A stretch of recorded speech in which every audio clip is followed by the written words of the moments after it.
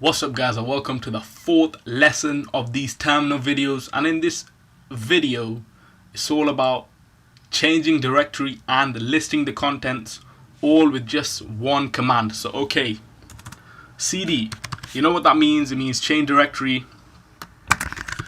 If I do cd desktop, before I do all of that, let's just do ls to show you where I'm at.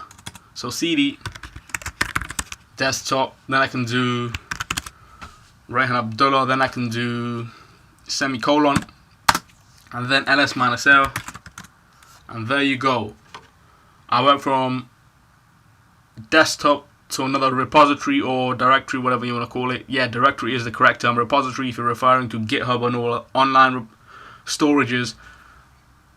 So, and then I used semicolon, then I just did ls-l, and then now you have a list of everything on that folder or in that folder just using one whole command. So yeah, that's it for this fourth lesson of your terminal videos.